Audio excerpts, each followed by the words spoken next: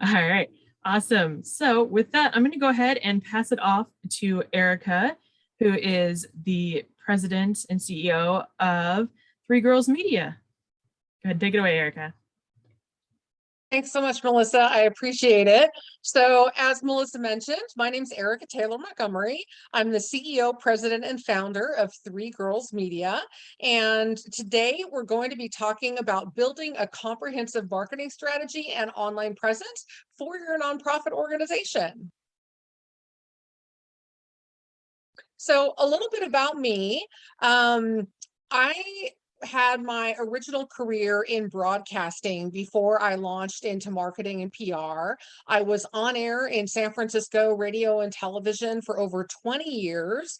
And then after my broadcasting career, I went to work for a high powered Silicon Valley PR firm. And then I eventually became the press secretary for the California State Legislature. And when I had my fill of politics, I decided to forge out and start my own company, Three Girls Media. That was in June of 2005. So we're a little over 16 years in, and I could not imagine doing anything else today. I absolutely love it. And I'm excited today to be presenting with Shanae Bemis, who's our Senior Director of Marketing and PR. Take it away, Shanae. Good morning, everyone. As Erica said, I'm the Senior Director of Marketing and PR at Three Girls Media. I started my career as a journalist. I got my degree in digital journalism, worked as a small town journalist for some time, and then made the transition to marketing and PR. And I'm super excited to speak with you all this morning and share a little bit about what I've learned in my time as the Senior Director of Marketing and PR at Three Girls. We do have one more team member joining us today who isn't actually presenting, but I'd like to give her a shout out and introduce her briefly. Danielle Winsky is here. She's our Director of Marketing and PR. Hi, Danielle. There's Danielle. Everybody. Okay. Hi. All right. So just a little bit about who Three Girls Media is and the kinds of things we do. So we're a full service marketing and PR agency, and we do everything from content marketing, branding, blogging for search engine optimization. We do public and media relations, email marketing, advertising of all kinds, website design and build, social media management. We do graphic design and so much more. During today's presentation, we'll be going over content marketing tools, how you can find your audience, how you can create a content strategy. We'll also be sharing our guides for monthly and weekly content creation, as well as a social media outline. And then we'll also be discussing elements of a successful web page and how to evaluate your landing pages when you put them together. So let's talk a little bit about content. One of the questions that I get asked all the time is what exactly is content? So these are the kind of materials that you post generally online, but it could be print material as well. So content includes things like your social media posts, any graphics that you create, blog articles that you write. It could be print collateral like your direct mailers or flyers or brochures. It could be an e-newsletter. It could be a video your organization creates. All of those types of things are considered to be content. For nonprofits, there's a few different kinds of content that are used fairly frequently, and these include things like organic social media posts, blog articles, videos, infographics, email marketing campaigns, and various types of user-generated content, which is content created by your audience that then you reshare with your larger demographic. And these are popular for a variety of reasons, but primarily because most of these are very low cost or even free for you to be creating and posting online. But once you decide, once you understand what content is and the kinds of content you can be creating, the next question is, what types should you be creating specifically?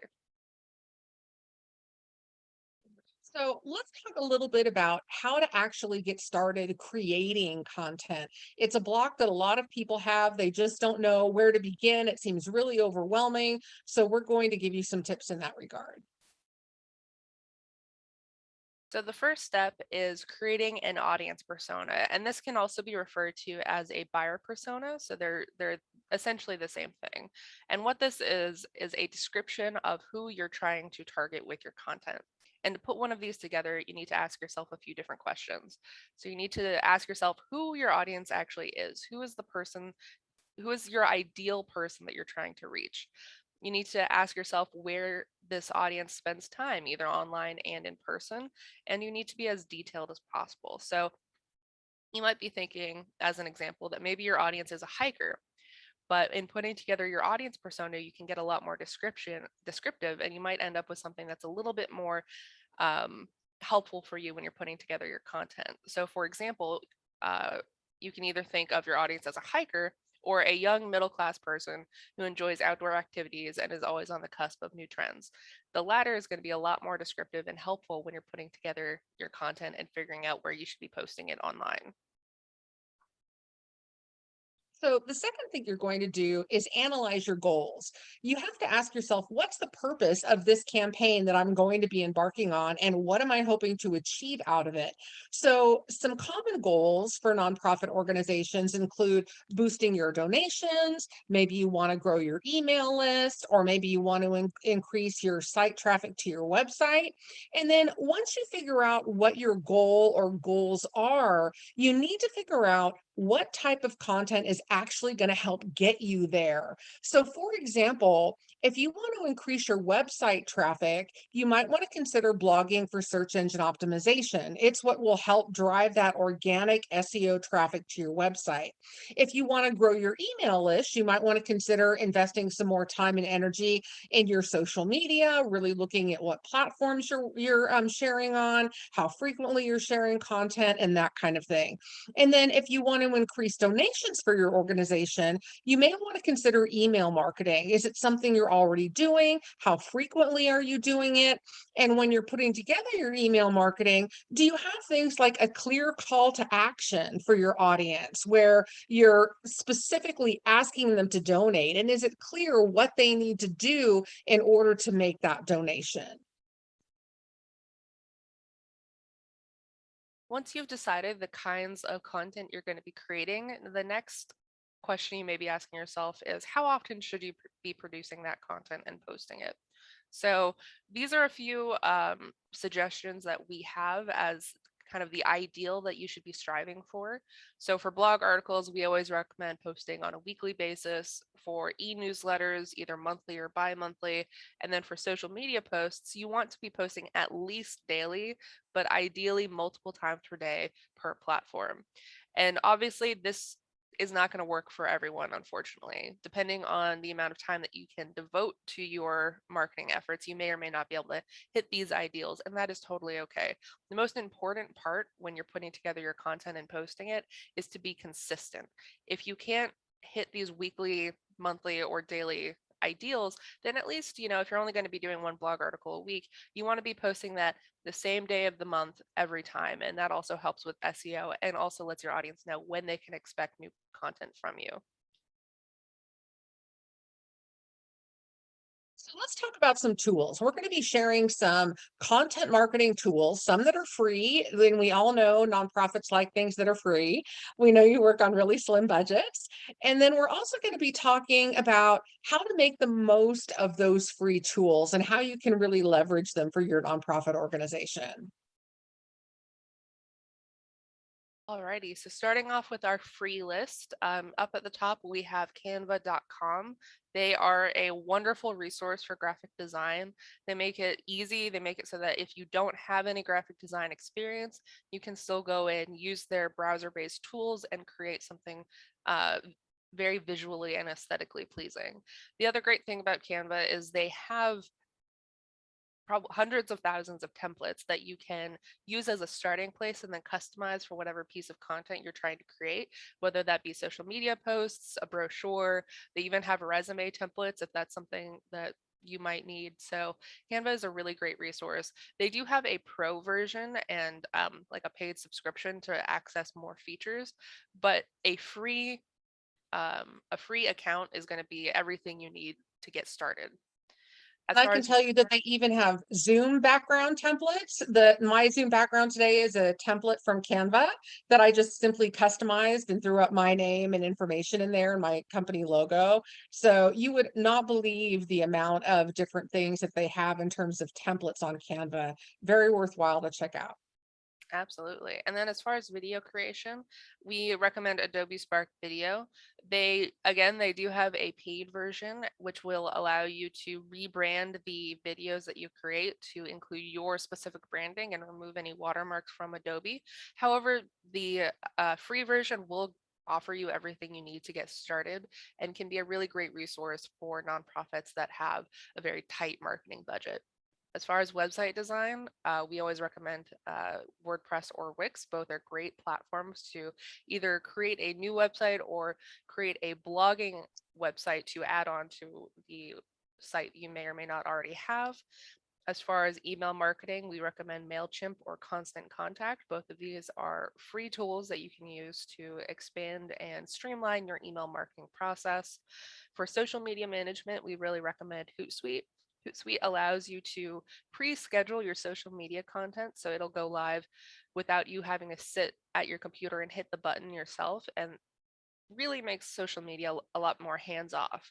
That being said, we always still recommend that you're checking your social media accounts every day, engaging with your audience, and we'll talk a little bit more about that later on. As far as keyword research, we recommend WordStream to do some research on which keywords are going to get you the most SEO engagement online. For hashtag research, we recommend allhashtag.com. Again, this is a great resource for figuring out which hashtags are currently performing well, what trends are currently happening, and how you can take advantage of them for your organic social media. And then as far as holidays, we always recommend taking advantage of those wherever possible. So it allows you to create really fun and engaging social media content. So these are things like Talk Like a Pirate Day, Bring Your Dog to Work Day, these kind of various national and international kind of fun holidays.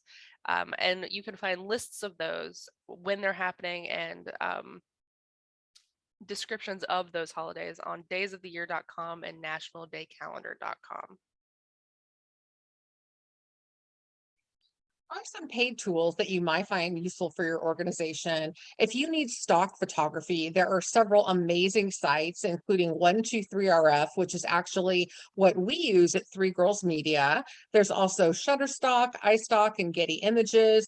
And most of those have packages that you can buy. So, for example, you can set a package for a certain number of downloads for images per month and that kind of thing. And why it's so important to have access to a stock photo account if you don't have pictures of your own that your organization owns and has taken is because we don't want you doing something like pulling images off Google. That is an absolute nightmare. It's copyright concerns. We've actually had twice it happen where our clients were sued for copyright infringement because they had pulled content off Google, and we absolutely don't want to see that happen to you. So it's well worthwhile to have some sort of agreement or just download individual photos one by one as you need them from some sort of stock photo website.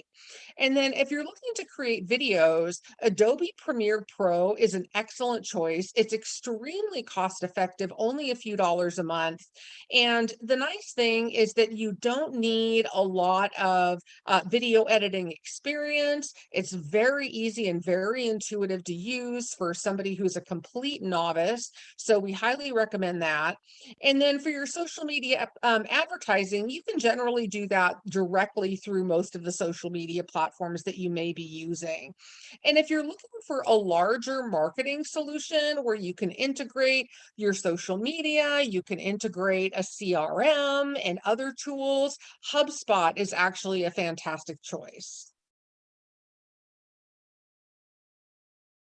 All right, so now that we've talked a little bit about content, how often you should be creating it, and some tools that we recommend for content creation, we're now going to go over some strategy pieces. So this is going to include best practices, our monthly and weekly guides, as well as our weekly social media outline.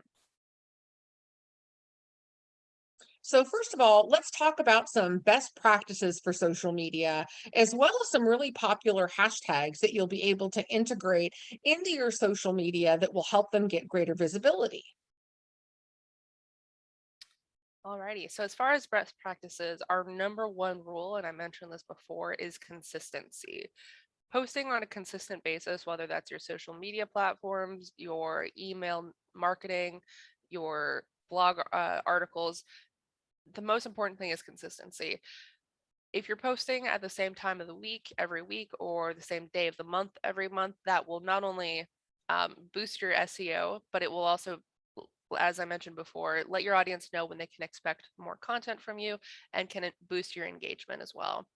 We also recommend following the 80-20 rule. And the best way to explain this is we use a metaphor as if you were going to go to a cocktail party.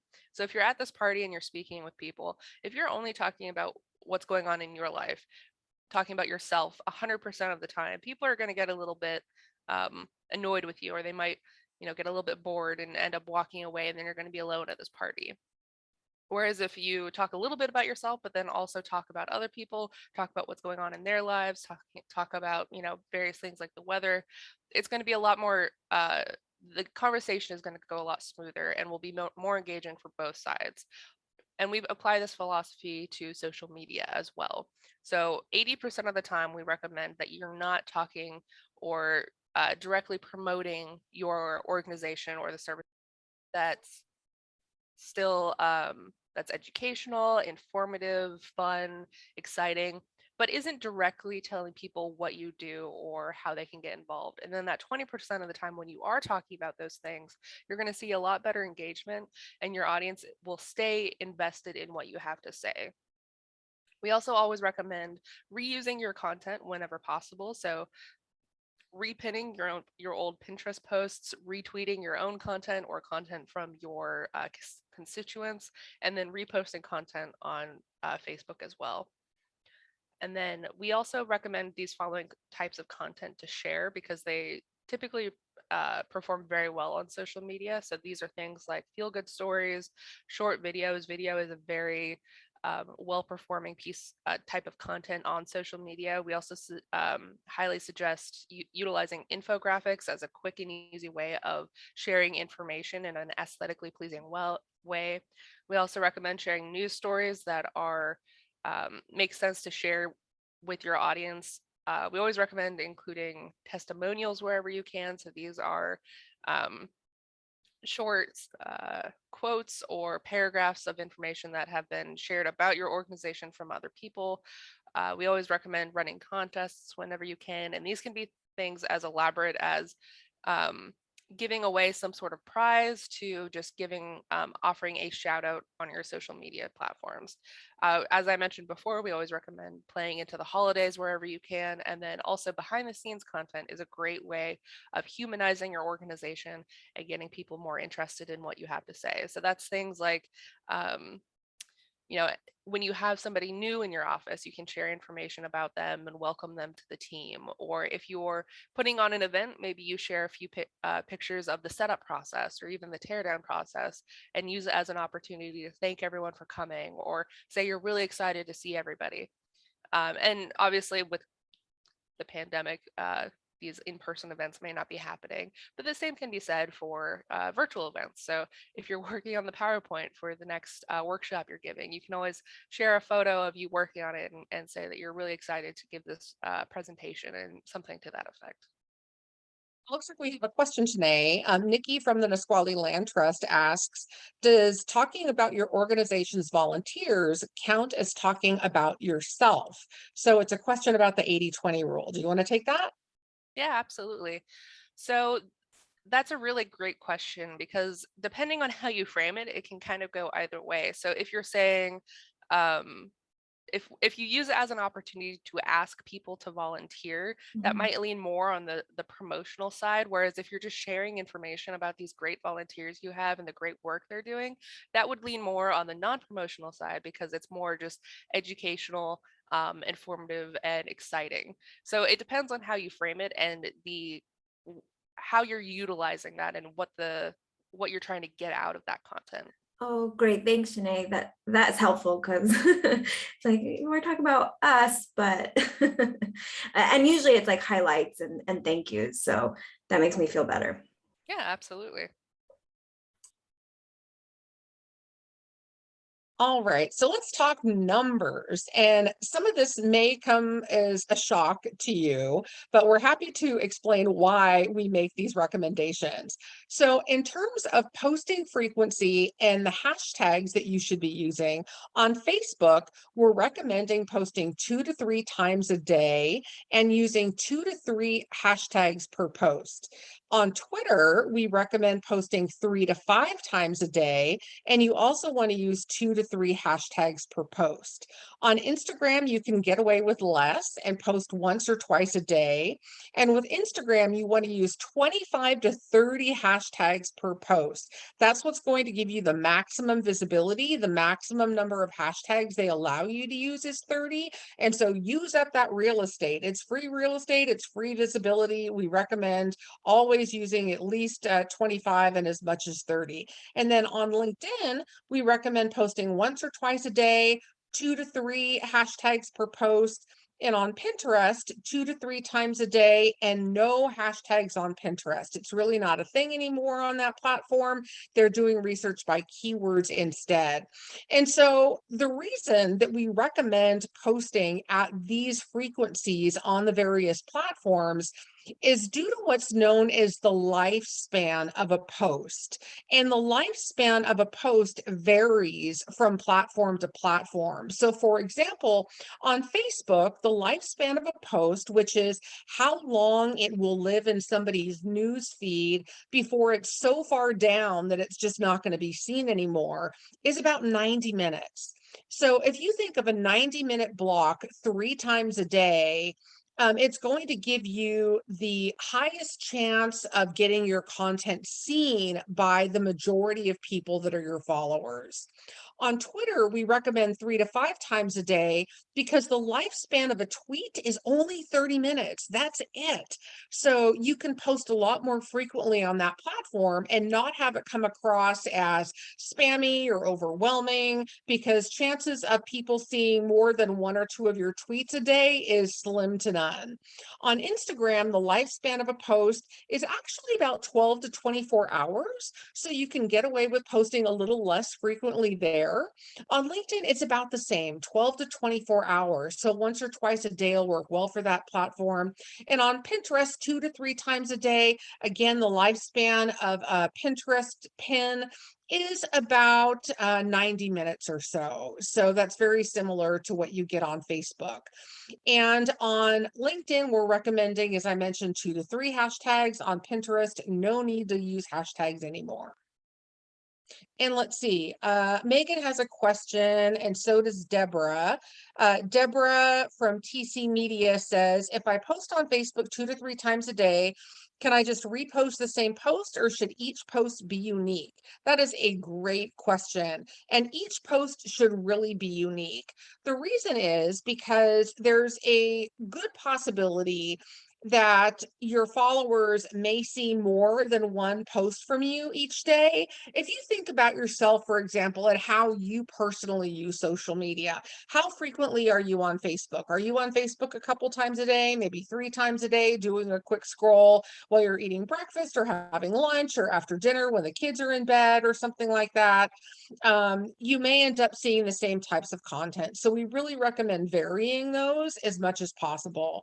And Megan from Together asks, when you say to reshare your previous content, is that in a day, a week, or reshare things you posted last month or last year? That is an excellent question.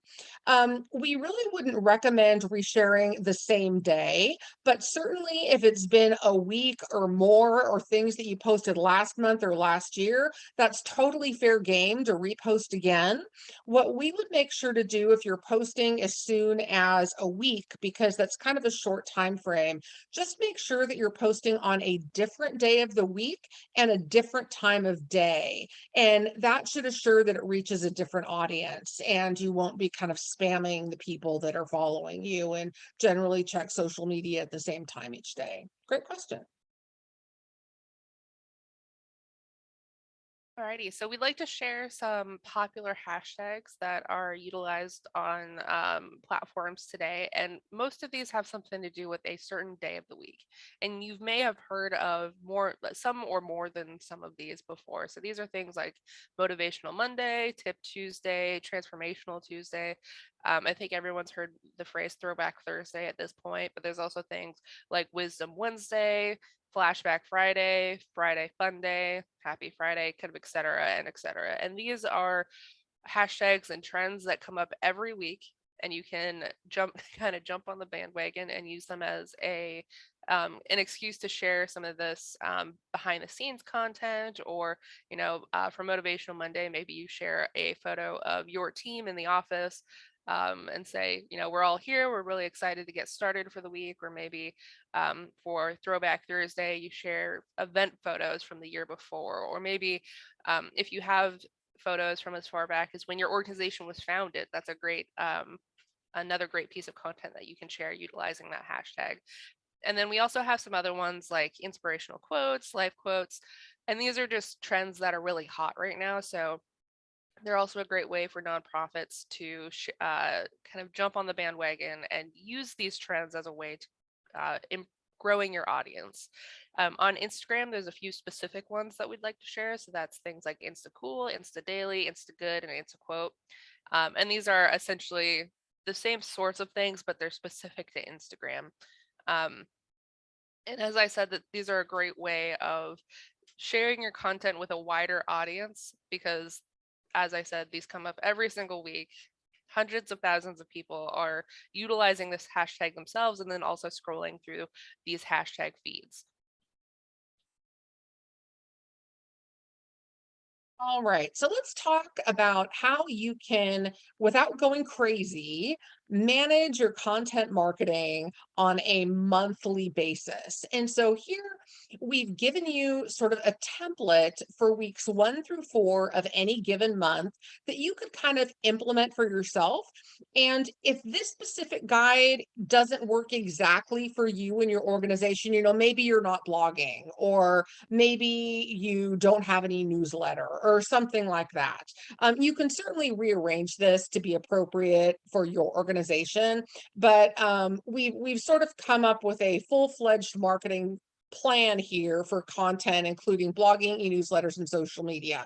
And here's how you can manage it again in a month without driving yourself nuts. So week number 1 for your blogging, all you have to do is brainstorm some topics for the rest of the month in week number 1, and then draft and publish your first post. And then for your e-newsletter, you're going to look ahead that month and see if there are any holidays or special events coming up.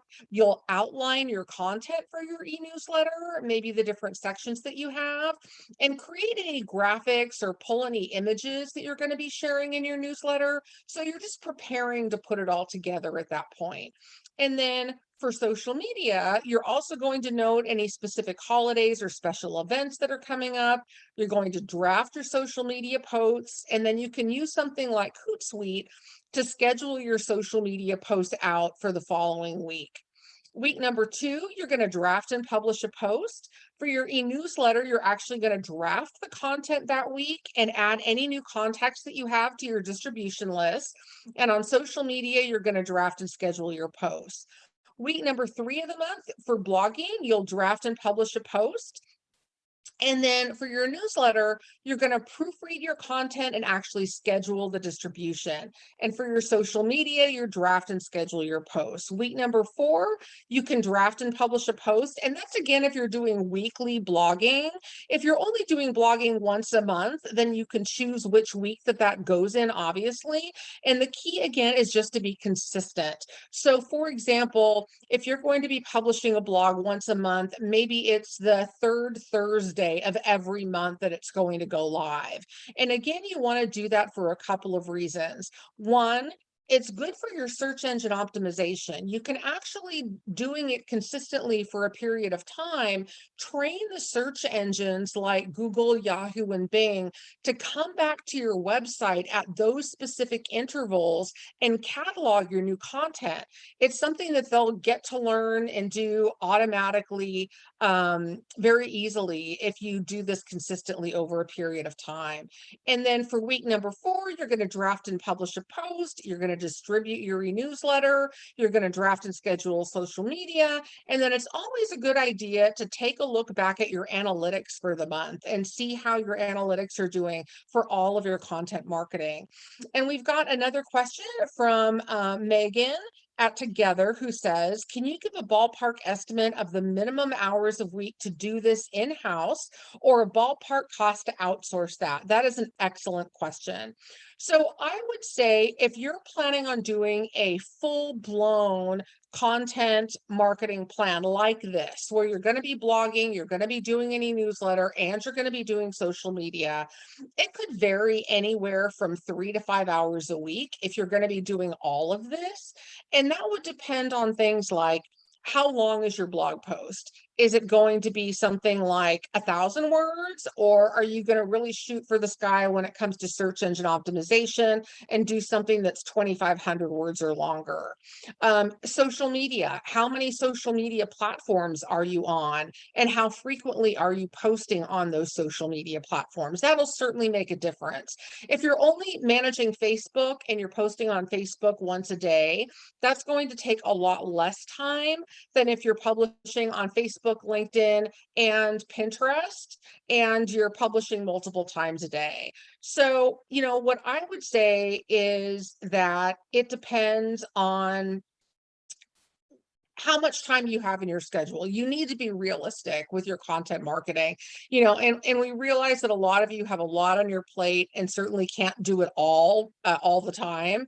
So, maybe if you can only post on your social media platforms 3 times a week or twice a week, that's all you can do, and that's perfectly fine. Again, as Shanae said earlier, the key here is consistency.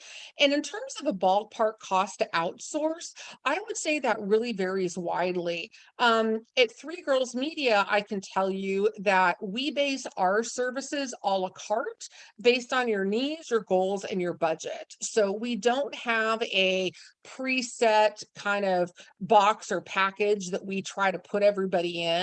We look at, really what you're trying to achieve, and based on your budget, how much we can actually do for you. And then we put together a custom proposal specifically for your organization that'll hopefully meet, again, your goals, your needs, and your budget.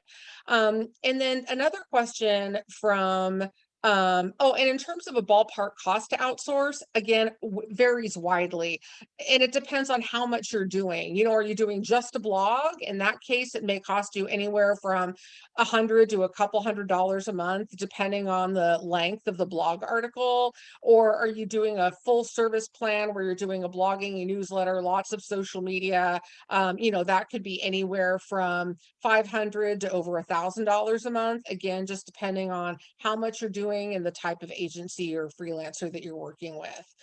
And let's see, another question is, 1,000 to 2,500 words, a typical ballpark length for blogging weekly?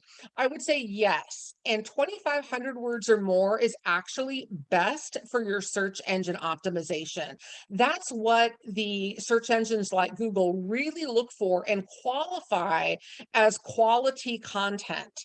And they're going to give higher priority in their search results to quality content. So I would really shoot for that 2,500 mark or more. And if that means that you're publishing less frequently because your posts are longer, so be it. Again, consistency is the key. And then another question, do you know if Canva works with Hootsuite, or if the Canva social media tool is very functional? I'm not familiar with that. Shanae or Danielle, are either one of you familiar with that? I believe they're asking if because you can schedule a social media post right in Canva. I don't believe in that instance that it's going to show up within Hootsuite if you do it that way. That would be completely within the Canva system. We don't typically we don't do it that way. We download everything out of Canva and then use Hootsuite to schedule everything. But I know that functionality exists, but I don't believe the two programs would directly integrate with each other. And getting back to the question that Megan Sullivan asked from the Together organization about that ballpark minimum hours and how you're going to get this done. I know that a lot of nonprofit organizations work with interns or volunteers. You may want to consider finding an intern or a volunteer that can help you with your social media or your blogging or that kind of thing that might be a good writer. And that's a good way to perhaps get some of it directly off your plate and sort of share the burden of getting some of this done. And let's see, here's another question from Deborah Vinsel at TC Media, who asks, are you just posting text for social media to keep this to 3 to 5 hours? I can spend 1 hour putting together one social media post if I have to create a graphic or find an image. No, actually, I'm saying 3 to 5 hours that would include graphics. Again, we love using Canva in their templates. If you get skilled with Canva and using their templates and can use the pro version where you can upload all of your brand colors, your logo, and all of that you can intersperse with your social media. You can really get very quickly at it or get very fast at it. And Shanae, what tips do you have? Because Melissa says that she's totally the same way, or that they're totally the same way. And so for someone like Melissa or for Deborah, do you have any suggestions on how they may be able to do it more quickly? The the best suggestion I have, and this is just the way I do it, so take this with a grain of salt, but I try not to reinvent the wheel if I don't have to. So if I find a template or I create something that I think looks really nice and it performs well on social media, I'm going to use that exact same template as often as I can. So I'll just swap out. So if it's like a graphic that has an image embedded in it and then some text, I'll swap out the text, maybe put in a new image, but the actual design of that graphic is going to stay the exact same. And obviously, you don't want to be doing that for every single post every single week. But in the course of your social media strategy, if you have 6 or 7 different templates that perform really well, you can intersperse those throughout your social media and really cut down on the amount of new content you have to be creating from scratch every week. So I guess the bottom line for my suggestion would just be reuse what you can as much as possible without doing it so often where your audience will pick up on it. Great suggestion. Thanks, Shanae. Let's go ahead and go to the next slide.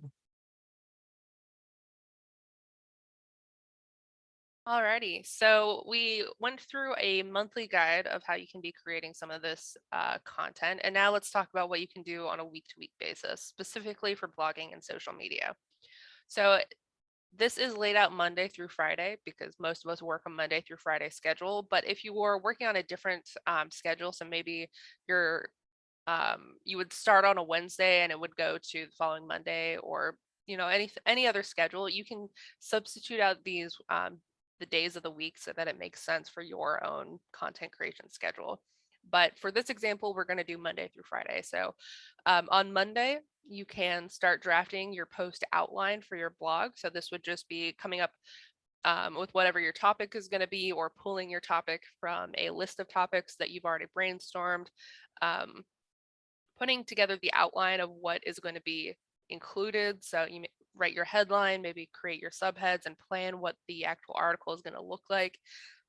As far as social media, you can start doing a little bit of research to see what people are talking about within your industry. So looking up different articles you might want to share with your constituents.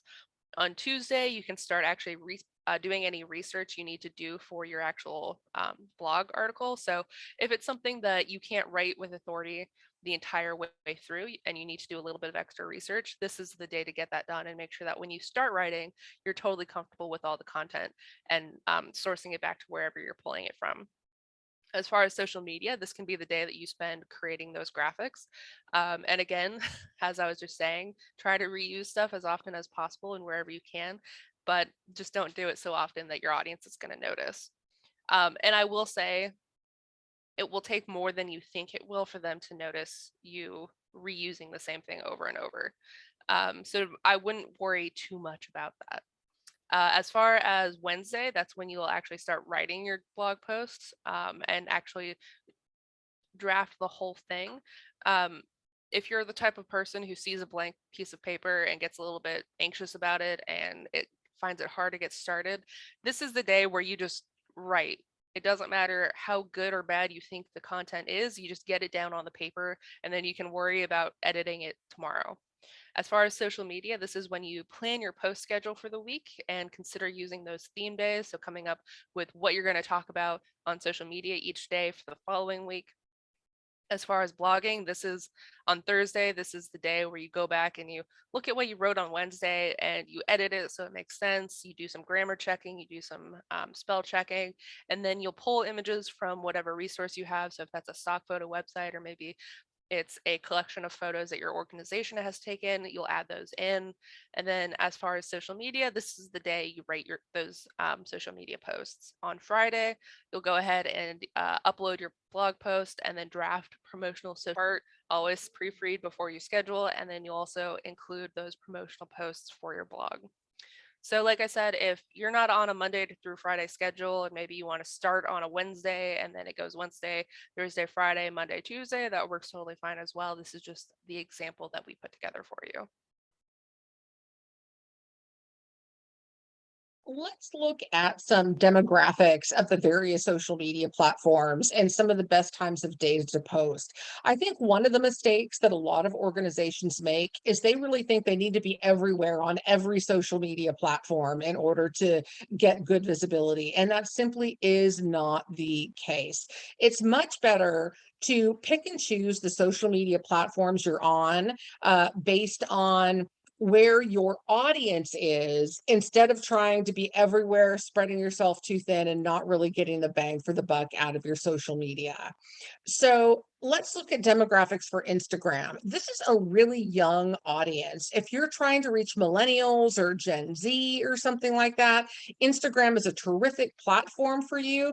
It's pretty close ratio in terms of male and female. And then the Instagram best times of day to post are at 9 a.m., 12 noon, and 7 p.m. The Facebook demographic is a little bit older. It averages 30 to 49, 46% male, 56% female. So a little higher skewed on the female side.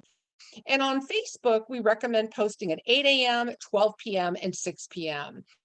And then on Twitter, a higher demographic still. The average ages are 35 to 65, and it's very, very heavy male influence on Twitter. 68% of the users are male, 32% are female.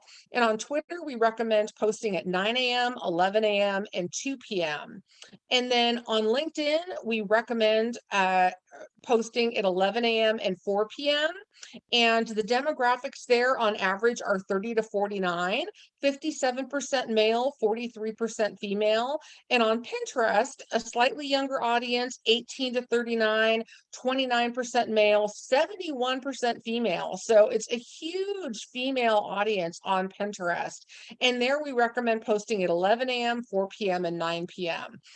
So a question from Melissa, who asks, has there been any studies or research done on marketing through TikTok?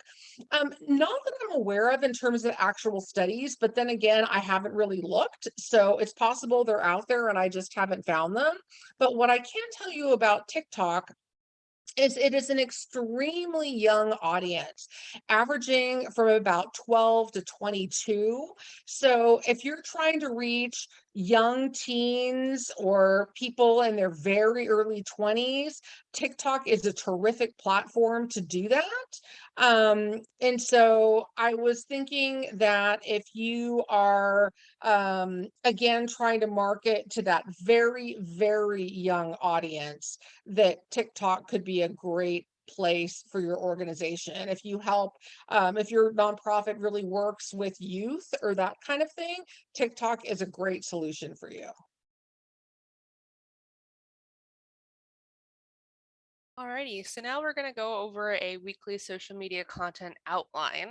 So this is going to include both promotional and non-promotional posts and kind of lay out, on Monday, you should be doing a promotional and a non-promotional post and kind of lay out exactly what that'll actually look like, what that 80-20 rule will look like in practice. These posts are laid out Monday through Sunday, and you are free to adjust this to suit your nonprofit and the amount of time you have to spend on social media, as well as similar to the weekly outline, if you're going to be working on like a Wednesday to Wednesday schedule, feel free to adjust this so it matches. So we have templates in here for every day of the week. Again, we just started with Monday, and we're not going to go through every day, but Melissa will have this PowerPoint presentation, and they are more than happy to share it with you. So if you'd like to get these outlines where you can really focus on what we've outlined here for you, sort of Monday through Friday for social media, you can definitely have access to these. And it looks like we've included weekends too. So for example, just looking at this Saturday post, we're recommending on Instagram that you do one promotional image at 9 a.m. On Facebook, that you're going to do a promotional article at 8 a.m. and then a non-promotional article at noon. On Twitter, a non-promotional tweet at 9 a.m. and a promotional tweet at 11. And then on Pinterest, some repins and an update with a new description at some various times. And again, this varies in this template we've created from day to day, but you can really change this to work best for your organization and the social media that you're using in particular. But this will give you a basic template that you can sort of start with to create your own schedule. I'll also mention that if you compare like Saturday to Friday, you can see that we've only included LinkedIn posts from Monday through Friday. And that's just because as a work focused platform, when it comes to the weekends, most people are not going to be paying as much attention to their LinkedIn. They're going to want to kind of turn their work brain off and focus more on like their Facebook or their Twitter or their Instagram, the non-work social media platforms. So we recommend focusing Monday through Friday for LinkedIn and then taking a break on that platform on Saturday and Sunday. Okay, so now we're going to talk a little bit about your website and landing pages and how you should be, what you should be evaluating when you're either putting them together or just looking to see if they're going to be effective for your goals. So first of all, we're going to talk about what makes a landing page effective. So great landing pages will always include the following. First of all, you're going to want to include well-researched keywords for search engine optimization. And as we mentioned before, there are free keyword research platforms out there. We use WordStream, so that's a tool that you can use for this first piece. You also want to include clear calls to action. So essentially, you want to make sure that it's clear what you want people to do when they get to your landing page. So if that's if you're asking for donations, make sure it's very clear and easy for them to do that. Make sure that if you're asking for volunteers for a specific event, make sure that when you're including that information, it's easy for them to sign up. It's easy for them to understand when, where, and why they're going to be volunteering for this thing, and just take the guesswork out of whatever you're asking them to do. You also want to include a clear and concise explanation of your services, and that can be facilitated through inviting imagery, short videos, infographics. You can include previews of your blog posts, where maybe if you have an event coming up, you've written a blog post talking about that event and how you're going to utilize volunteer efforts to make that happen. You also want to make sure that you're including links to other portions of your website that are relevant for whatever this is, and just make sure that they're working.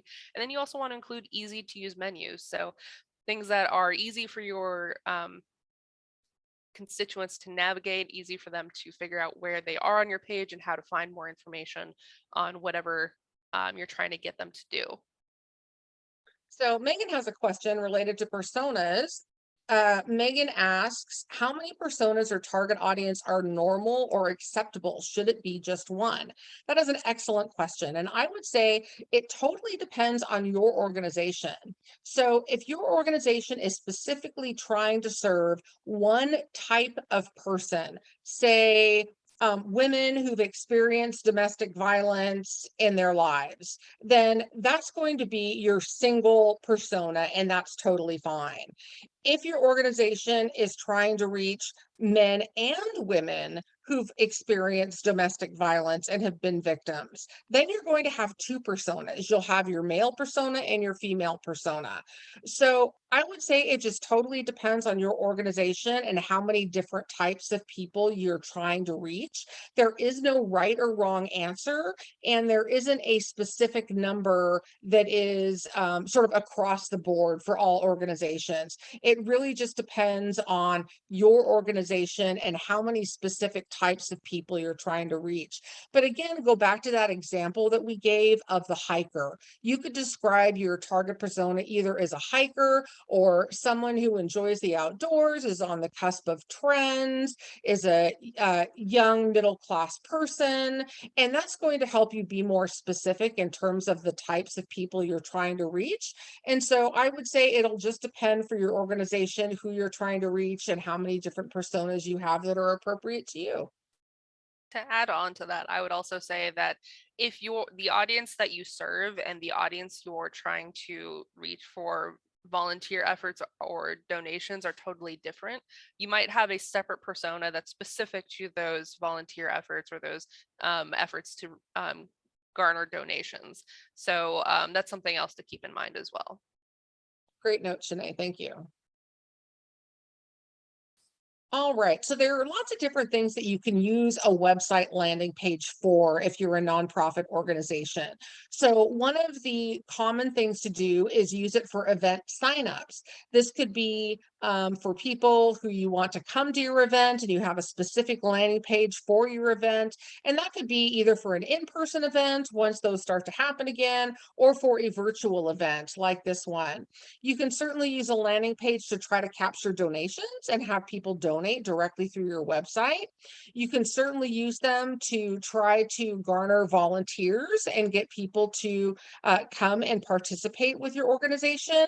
And then you can also simply use a landing page for information about your services and what you do as a nonprofit, and putting the information concisely with very easy to read descriptions. And so some things that are helpful in that regard are maybe using a list of bullet points or using a numbered list. And think about formatting things that make your text easier to read when you're creating a landing page for information about your services or anything else. It's one thing to write a landing page, it's another thing to make sure that it's really easy to decipher and read for the audience that's going to be going there. All right, so we've included an example landing page from our own site, and I'll kind of go through the different elements of this. So starting from the left-hand side, we have our clearly visible logo. So this tells people or visitors to our website exactly where they are. Make sure they understand that they are still on our website. We haven't sent them somewhere else. We included a easy to read business name. So you can see, again, you can see exactly where you are online. You can see exactly which organization you're visiting when you're on this landing page. We also included very clearly visible calls to action. So both the learn more button and the get a free 30-minute consultation button.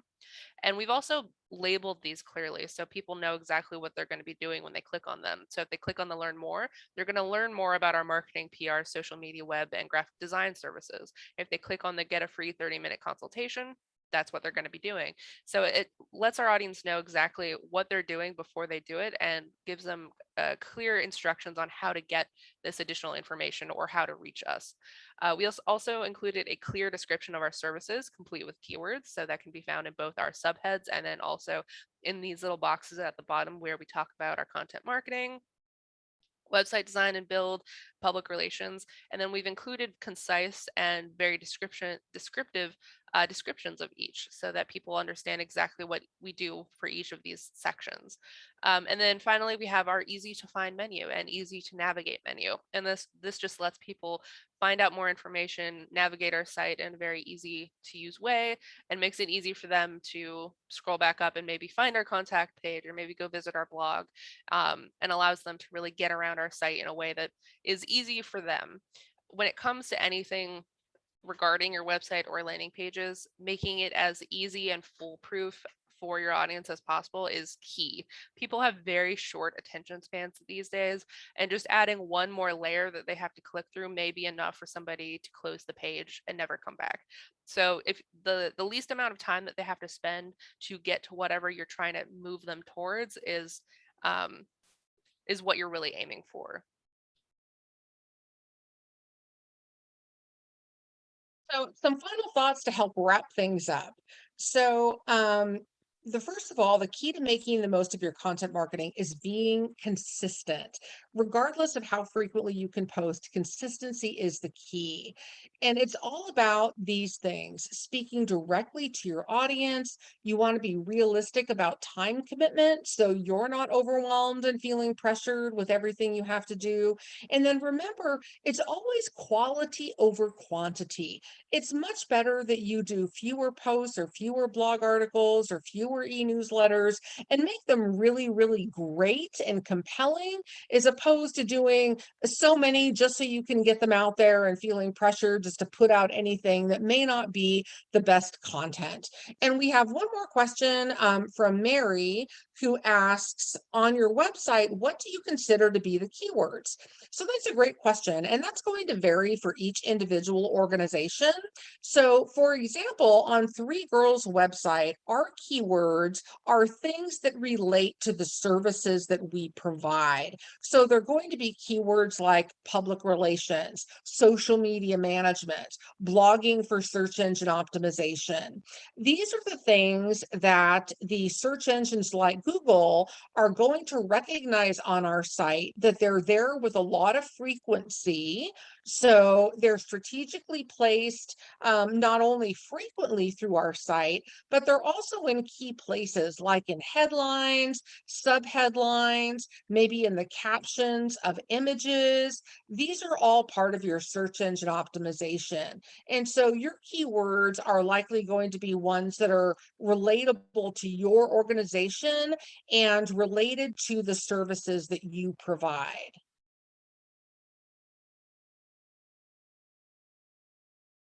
And so we are always happy to answer any questions at any time. We do offer a complimentary 30-minute consultation that we can either do via Zoom or phone call, whatever works best for you. There are a few different ways that you can contact us. First of all, you can simply go to our website, which is threegirlsmedia.com. We've got a contact us page and a form there. You can certainly fill that out. Or if you just want to call, this 408 number up here is my direct cell phone number. So it's my mobile. You can give me a call there. If I don't answer, please feel free to leave me a message and I promise I'll get back to you shortly. And then of course you can email us. Here's my email address. It's simply Erica@threegirlsmedia.com and then Shanae@threegirlsmedia.com. And we absolutely encourage you to follow us on social media. Or if you're wondering how we manage our social media updates and how our different posts look that we're putting out every day, feel free to check us out. These are the different sites that we're managing for our own company on a daily basis. And if anybody has any final questions that you'd like to ask, we're ready for your questions.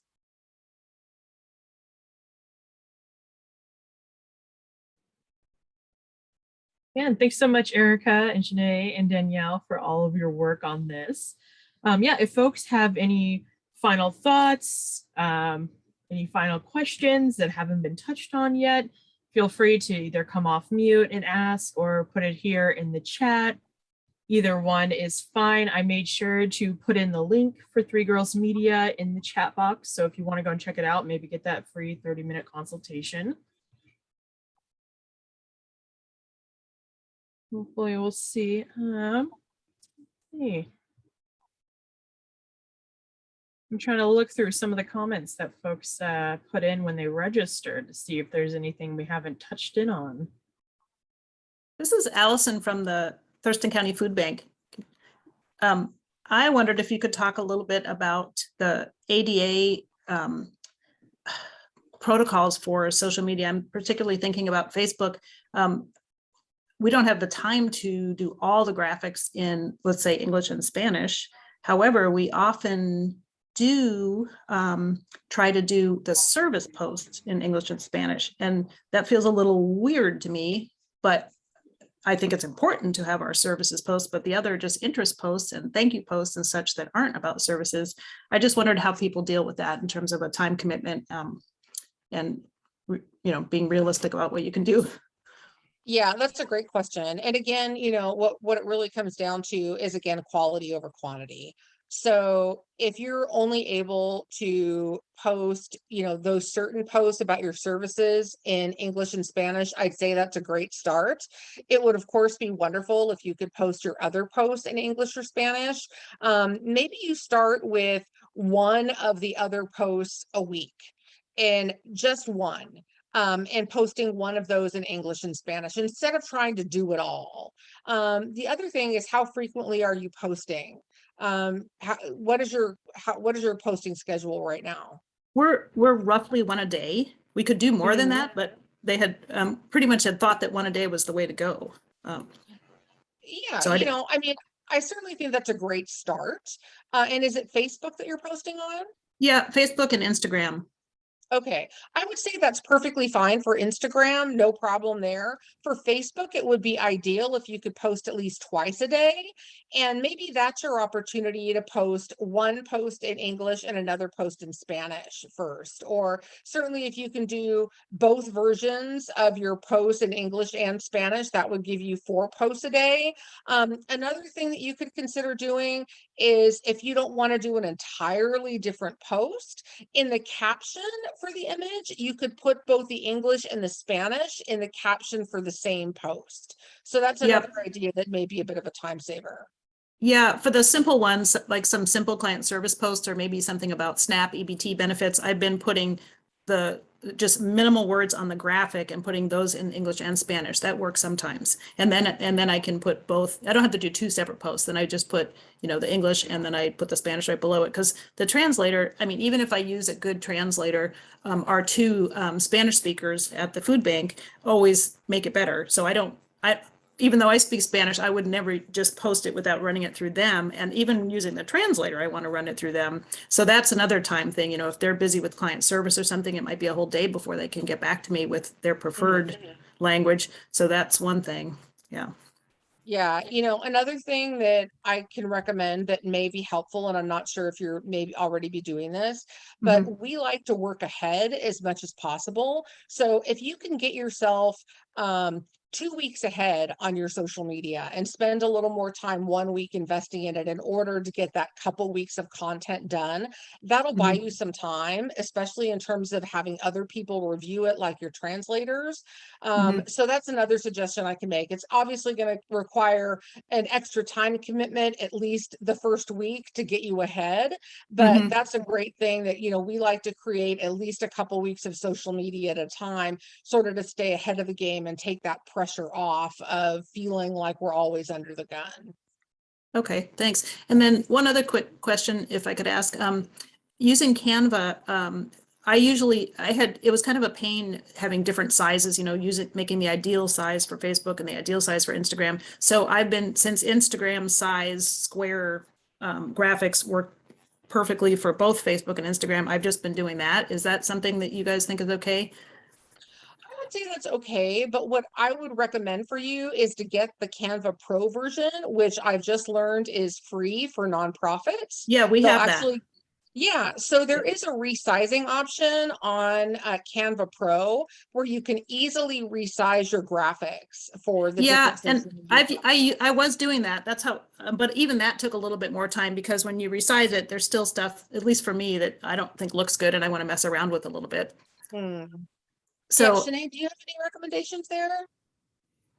I think if you don't have the time to do the resizing, then I think you're doing the right thing where you're going with the kind of the size that will work okay for all of them.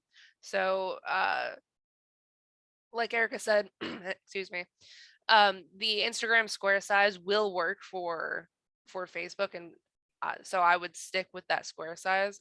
The important thing is just kind of hit as many bases as possible if you're not going to Okay. be able to customize to each. It sounds like from your guys' voices, it sounds like you don't like that so much though, that you really think the Facebook one should be the Facebook size We ratio. do with all